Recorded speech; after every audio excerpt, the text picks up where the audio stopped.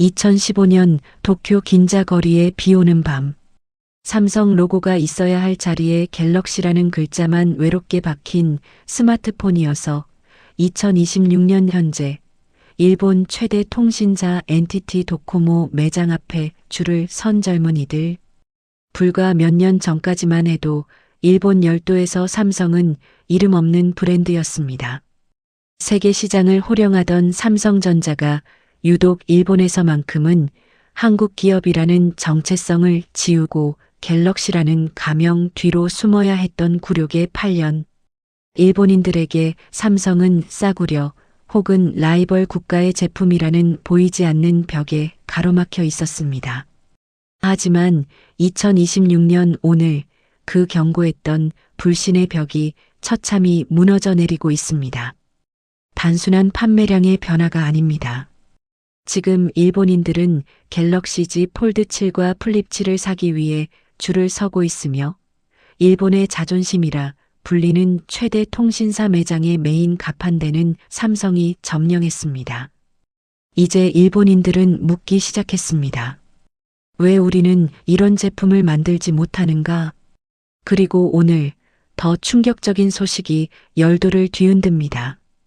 1920년 설립되어 일본 제조업의 심장이자 근대화의 상징이었던 100년 기업 히타치의 가전 부문을 삼성이 정격 인수한다는 소식입니다.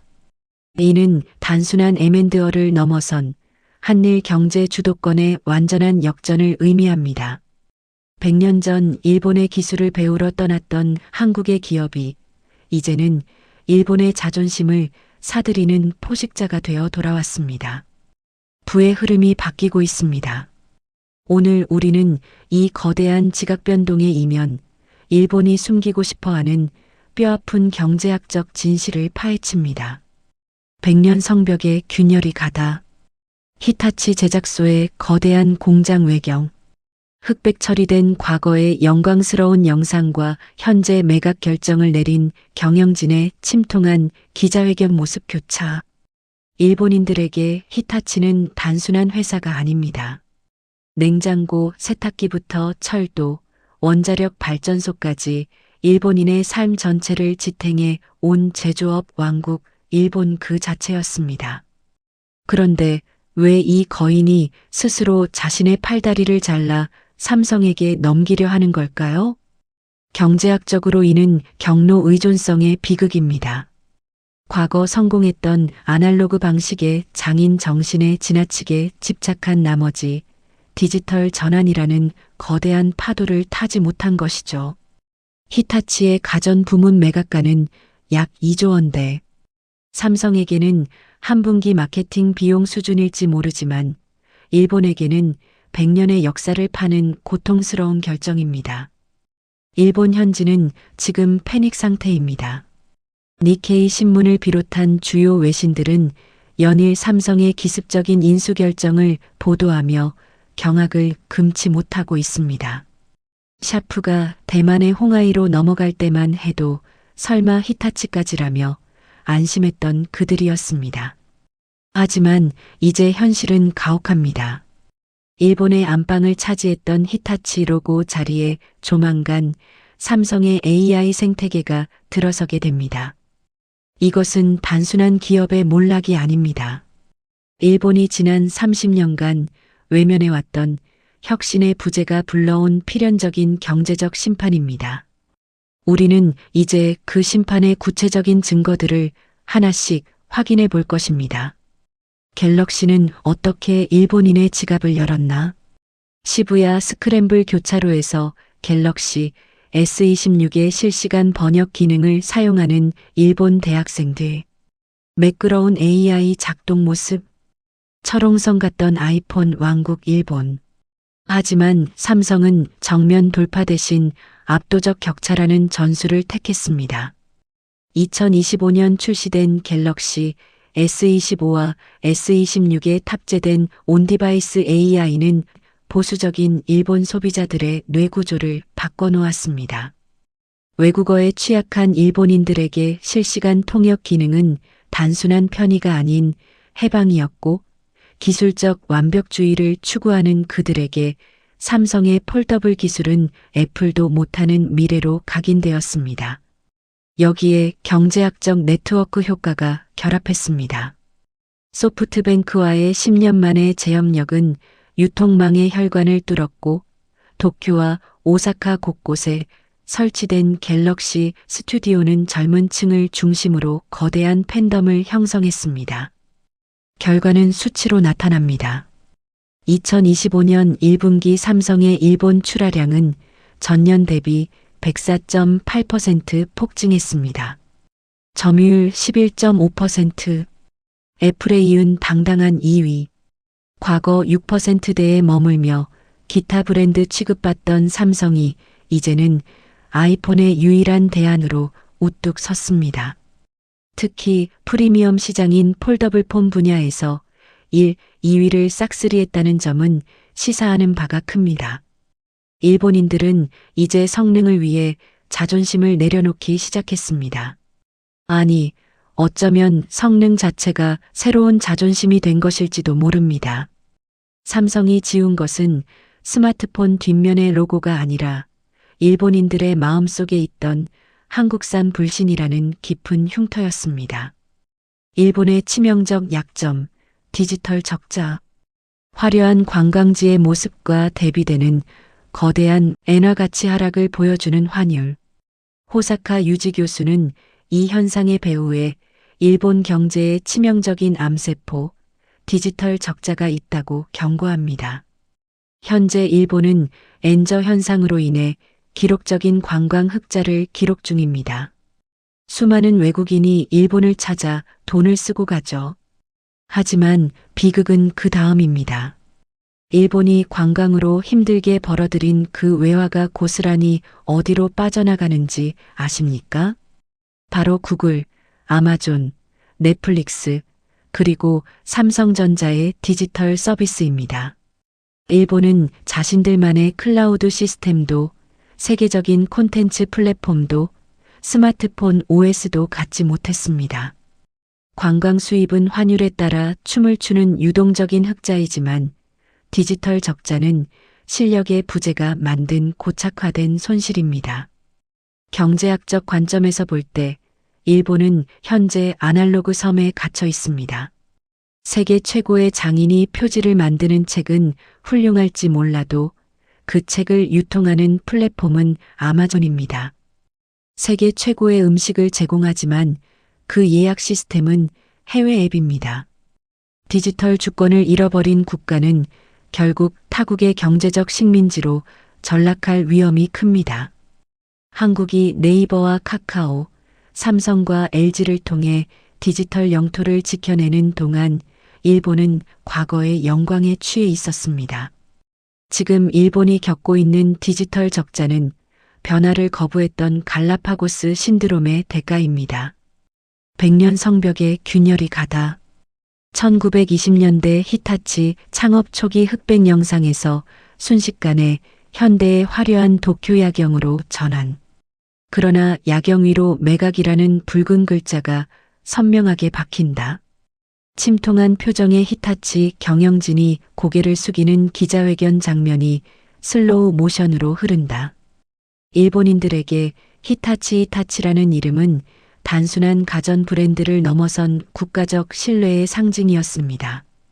1920년 일본 최초의 5마력 전동기를 만들며 시작된 이들의 역사는 곧 일본 근대화의 역사였고 기술의 히타치라는 슬로건은 전 세계 시장을 호령하던 일본 제조업의 자존심 그 자체였습니다. 그런데 지금 그 100년의 성벽이 처참하게 무너져 내리고 있습니다. 히타치가 자신들의 뿌리와도 같은 백색가전 사업 부문을 삼성전자에게 매각하기로 한 결정은 일본 열도에 그야말로 핵폭탄급 충격을 던졌습니다. 일본의 기성세대들에게 이것은 단순히 세탁기와 냉장고를 만드는 공장이 팔리는 수준이 아닙니다. 자신들의 안방을 지켜주던 최후의 보루가 숙적이라 여겼던 한국 기업의 손에 넘어가는 것을 목도하는 고통스러운 순간입니다. 왜 이런 일이 벌어졌을까요? 경제학적으로 이는 일본 경제 전체가 직면한 디지털 패배의 공식적인 항복 선언입니다. 히타치는 깨달은 것입니다. 이제 가전은 더 이상 모터가 잘 돌아가는 기계 덩어리가 아니라 데이터가 흐르는 AI 허브라는 사실을 말이죠. 일본 기업들이 장인 정신 모노즈쿠리에 매몰되어 하드웨어의 완벽함에 집착하는 동안 삼성은 그 안에 소프트웨어와 초연결성이라는 새로운 생태계를 심었습니다. 이것을 경제학 용어로 경로 의존성의 저주라고 부릅니다. 과거의 성공 방정식이 오히려 미래로 나아가는 발목을 잡은 것입니다. 히타치의 가전 사업 매각가는 약 2조 원 규모로 추산됩니다. 삼성에게는 한 분기 R&D 비용에도 못 미치는 액수일지 모르지만 일본에게는 100년의 기술 패권을 넘겨주는 피눈물 나는 대가입니다. 더욱 놀라운 사실은 일본 내부의 반응입니다.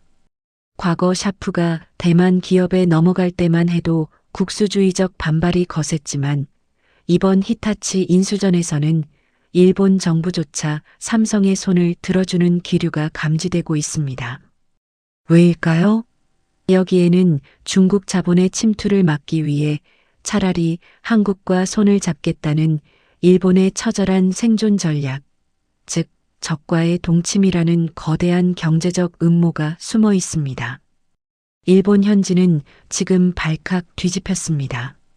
이제 일본 가전은 끝났다는 탄식과 삼성의 인프라를 활용해 살아남아야 한다는 냉혹한 현실론이 팽팽하게 맞서고 있습니다.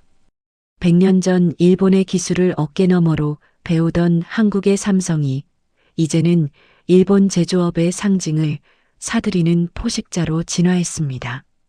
과연 이 인수가 마무리되는 순간 우리 안방의 모습은 어떻게 변하게 될까요? 그리고 이 거대한 자본의 이동이 당신의 계좌에 던지는 진짜 메시지는 무엇일까요? 이제 그 숨겨진 진실의 문을 더 깊이 열어봅니다. 갤럭시는 어떻게 일본인의 지갑을 열었나? 도쿄 시부야 스크램블 교차로의 대형 전광판에 갤럭시지 폴드 7의 거대한 광고가 상영된다.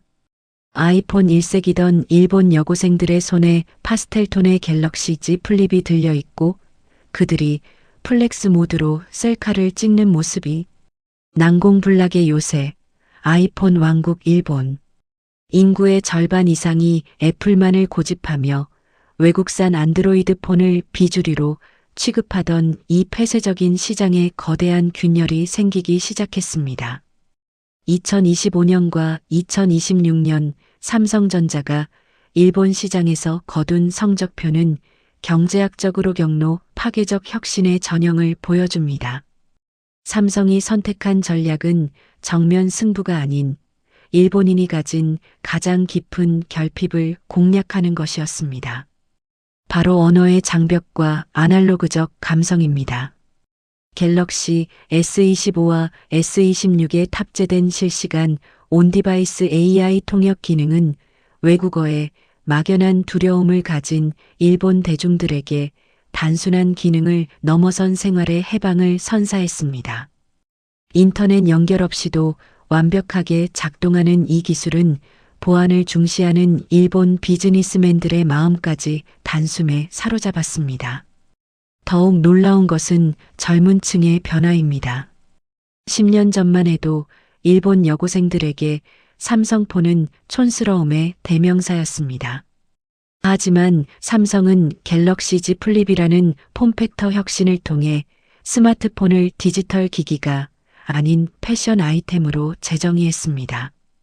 폰을 접고 꾸미는 다쿠 다이어리 꾸미기 문화에 익숙한 일본의 MZ세대들에게 갤럭시 플립은 자신을 표현하는 가장 세련된 도구가 된 것이죠. 경제학적으로 이는 강력한 네트워크 효과의 전환점입니다.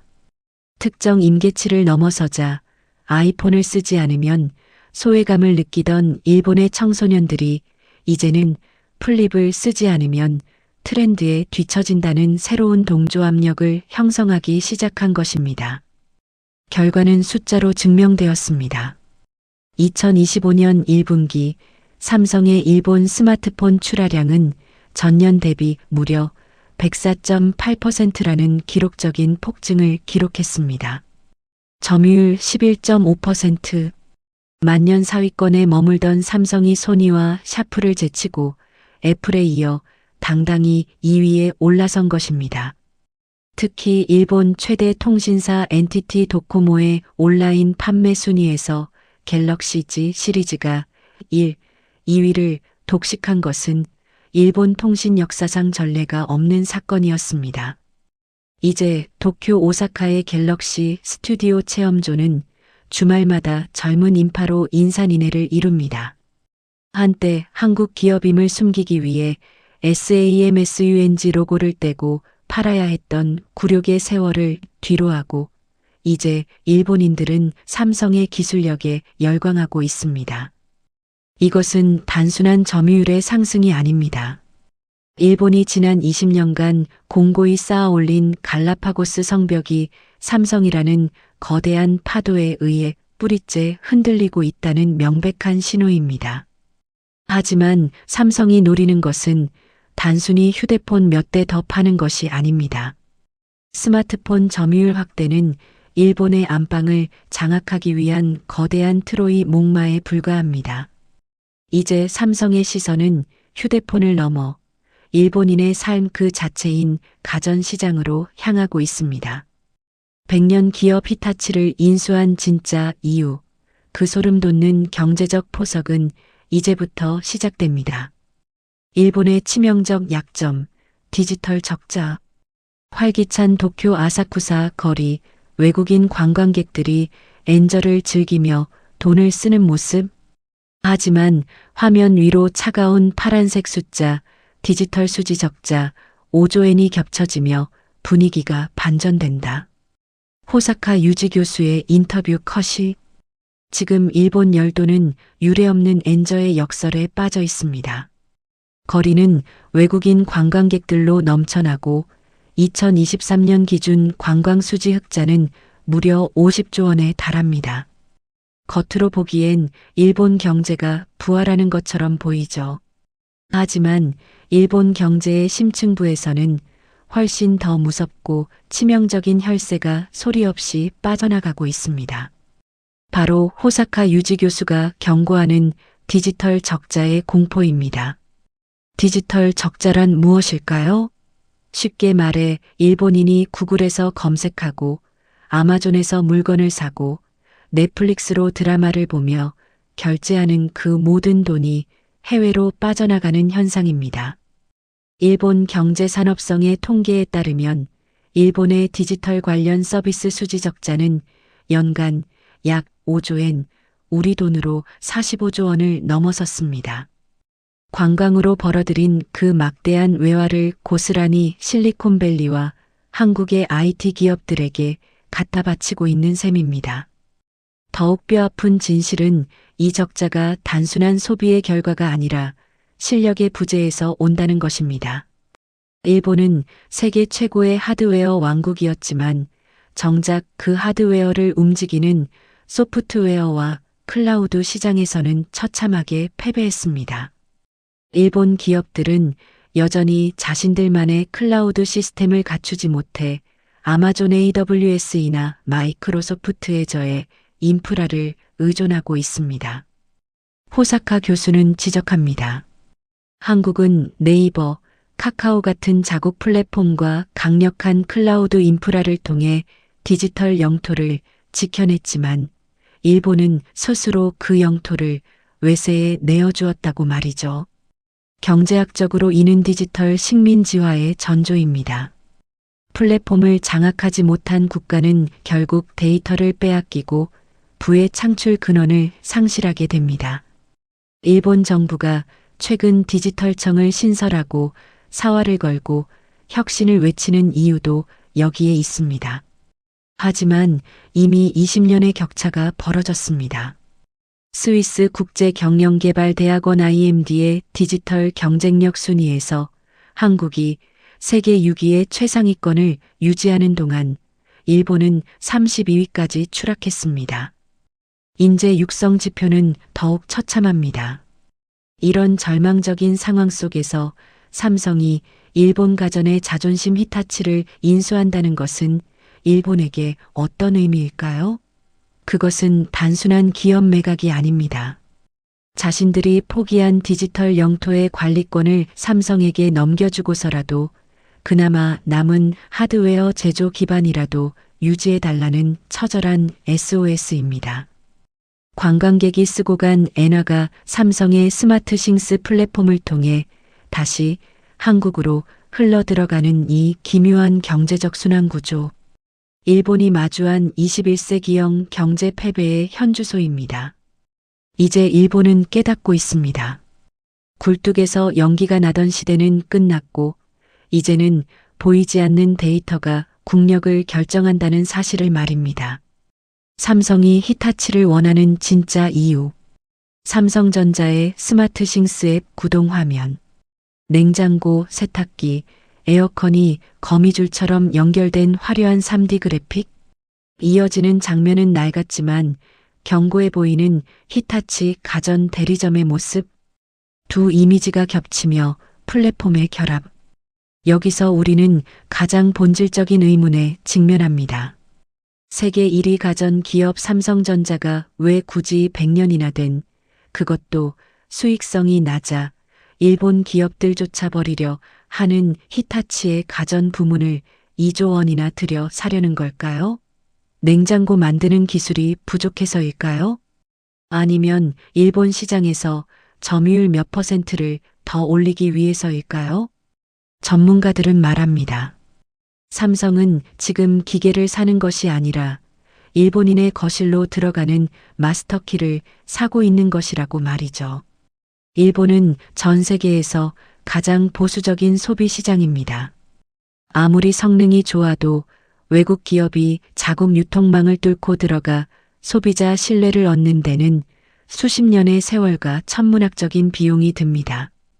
삼성이 2007년 일본 가전 시장에서 철수했던 뼈아픈 기억이 바로 그 증거입니다. 하지만 이번엔 다릅니다. 삼성이 히타치 GLS를 인수하는 순간 삼성은 더 이상 일본 소비자 문 밖에서 배를 누르는 이방인이 아닙니다. 히타치가 100년간 쌓아온 전국적인 유통망, 5,000명이 넘는 전문 서비스 인력, 그리고 무엇보다 히타치라면 믿고 쓴다는 일본 고령층의 절대적인 충성도를 단숨에 흡수하게 됩니다. 이것이 바로 경제학에서 말하는 무형자산의 내재화 전략입니다. 진짜 소름 돋는 전략은 그 다음입니다. 삼성이 인수한 히타치 가전의 껍데기는 그대로 유지될 것입니다. 겉으로는 히타치 로고가 박힌 냉장고와 세탁기가 팔리겠지만 그 안을 흐르는 두뇌는 삼성 이스마트싱스와 AI 가전 솔루션으로 채워집니다. 일본인들이 익숙한 브랜드를 선택하는 순간 자신도 모르게 삼성의 거대한 디지털 생태계 속으로 편입되는 것이죠. 이를 경제학에서는 트로이 목마 전략이라 부릅니다. 하드웨어라는 목마를 타고 일본 가정의 내부로 들어가 소프트웨어와 서비스라는 군대를 풀어놓는 셈입니다. 한번 삼성의 AI 생태계에 발을 들인 소비자는 다른 브랜드로 옮겨가기 힘든 락인 효가 갇히게 됩니다. 삼성은 이제 일본에서 가전제품 판매 수익뿐만 아니라 그 가전을 통해 발생하는 방대한 생활 데이터와 서비스 구독 수익까지 노리고 있습니다. 이재용 회장이 직접 사장단을 이끌고 히타치 중앙연구소를 방문한 것은 단순히 예우 차원이 아니었습니다. 일본 제조업의 자존심을 존중하는 척하면서 그들이 가진 마지막 연결고리를 삼성의 초연결 생태계로 통합하겠다는 치밀한 계산이 깔린 행보였습니다. 18년 전 빈손으로 쫓겨나듯 떠났던 일본 시장에 이제 삼성은 일본의 심장을 거머쥔 주인으로 돌아오고 있습니다. 이것이 바로 원본 영상들이 놓쳤던 삼성이 설계한 21세기 형부의 점령 방식입니다. 중국이라는 공동의 적과 한일 연대, 오성홍기가 휘날리는 중국 하이얼 HAI어과 메이디엠IDEA의 거대한 자동화 공장 라인. 이어서 일본의 샤프와 도시바 로고가 깨지며 중국 기업 로고로 변하는 모핑 효과. 긴박한 음악과 함께 한일 양국 정상의 만남. 과거라면 상상도 할 수 없는 일이 벌어지고 있습니다. 일본의 자존심 히타치가 한국의 삼성에 팔리는데 일본 정부와 경제계가 오히려 안도의 한숨을 내쉬고 있다면 믿어지십니까? 이 기묘한 침묵과 용인 뒤에는 중국이라는 거대한 공동의 적이 존재합니다.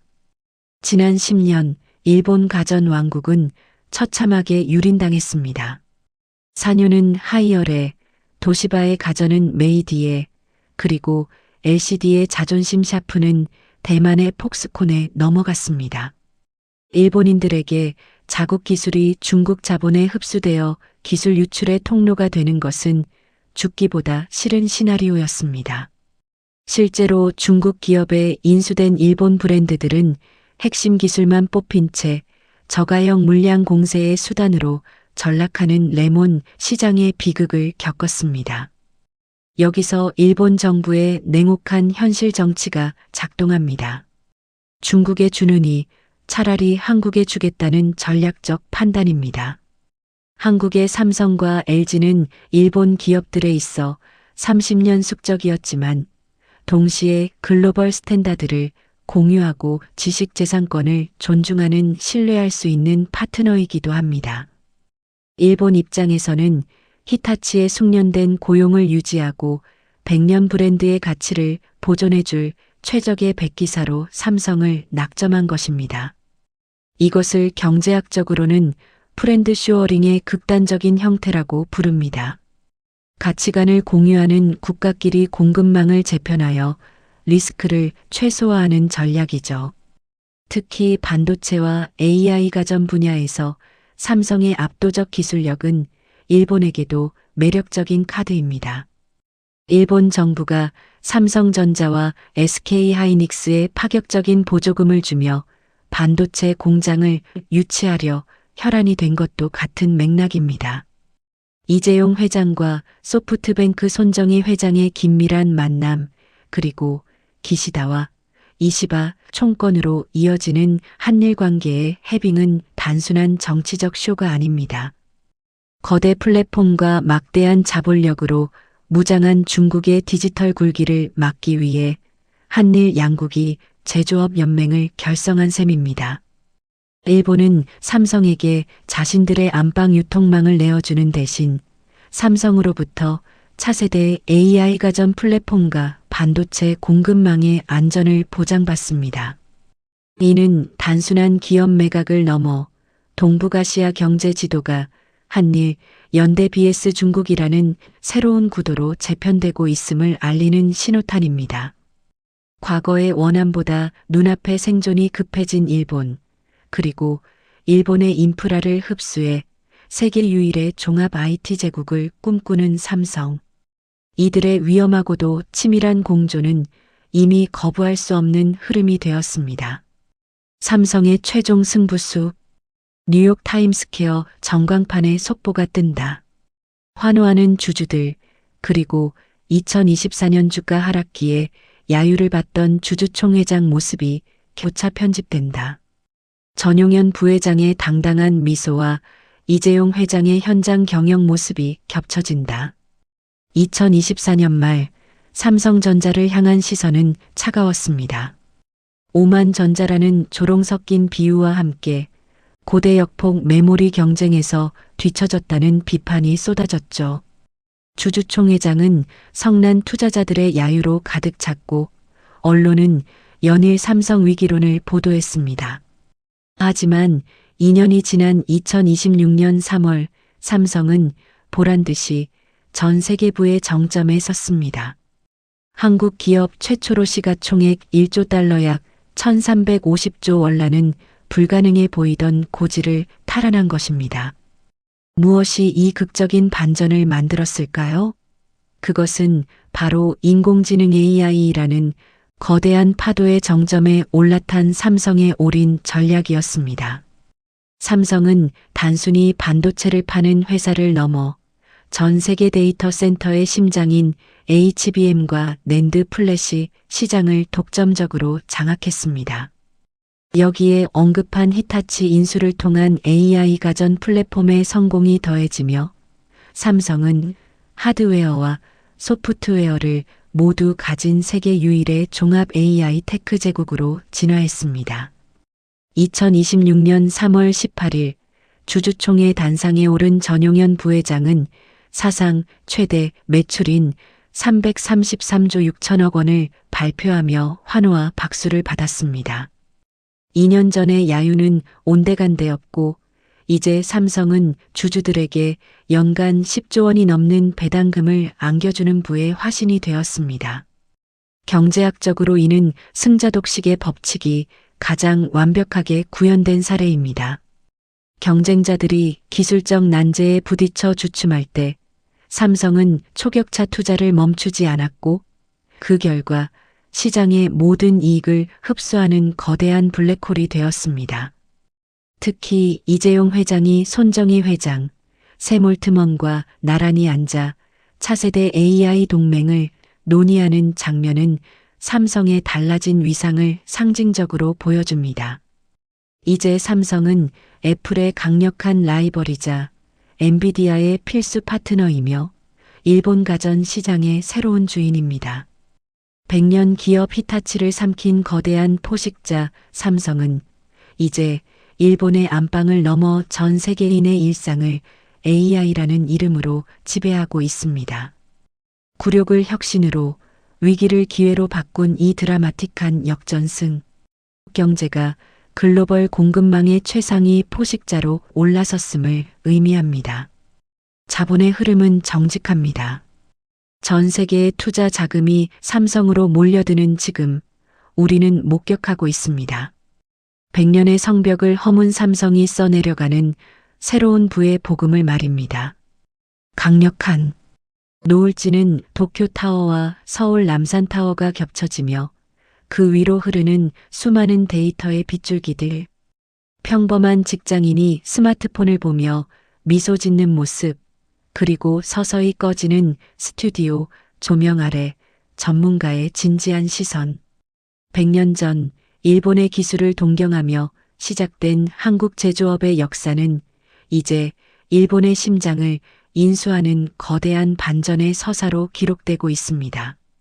하지만 우리가 오늘 목격한 이 사건은 단순히 뉴스 속 기업들의 이야기가 아닙니다. 이것은 바로 지금 이 영상을 보고 있는 여러분의 지갑, 그리고 여러분이 맞이할 내일의 부와 직결된 거대한 경제적 지각 변동입니다. 전 세계 부의 지도가 재편되고 있습니다. 일본이 30년간 외면했던 디지털 혁신, 그리고 삼성이 굴욕을 견디며 완성한 AI 생태계. 이 격차는 앞으로의 10년 한일 양국의 국력뿐만 아니라 개인의 자산 가치를 결정짓는 결정적 변수가 될 것입니다. 경제학적으로 우리는 지금 부의 대이동의 한복판에 서 있습니다. 낡은 성벽에 안주할 것인가 아니면 무너지는 성벽 너머의 새로운 기회를 포착할 것인가. 선택은 오직 여러분의 몫입니다. 전문가로서 여러분께 마지막으로 조언합니다. 변화를 두려워하지 마십시오. 일본의 히타치가 자신들의 과거를 팔아 미래를 샀듯이 여러분 또한 과거의 투자 방식과 고정관념에서 벗어나야 합니다. 플랫폼을 장악한 기업이 세상을 지배하는 시대, 데이터가 자본을 압도하는 이 냉혹한 경제적 진실을 포트폴리오에 담으십시오. 삼성이 일본의 거실을 장악하듯 여러분도 시대의 흐름을 장악해야 합니다. 부의 열차는 이미 출발했습니다. 100년의 성벽이 무너지는 소리가 들리십니까? 그 굉음은 누군가에게는 몰락의 신호탄이지만 준비된 자에게는 축제의 서곡입니다. 오늘 이 영상이 여러분의 경제적 해안을 넓히는 작은 등불이 되었기를 바랍니다. 이 거대한 흐름의 다음 페이지가 궁금하시다면, 그리고 남들보다 한 발 앞서 부의 기회를 선점하고 싶다면 지금 바로 구독과 알림 설정을 누르십시오. 여러분의 경제적 자유를 향한 여정에 대한민국 최고의 경제 전문가인 제가 끝까지 함께하겠습니다. 오늘 하루도 여러분의 지갑에 지혜가 깃들길 바랍니다. 시청해 주셔서 감사합니다.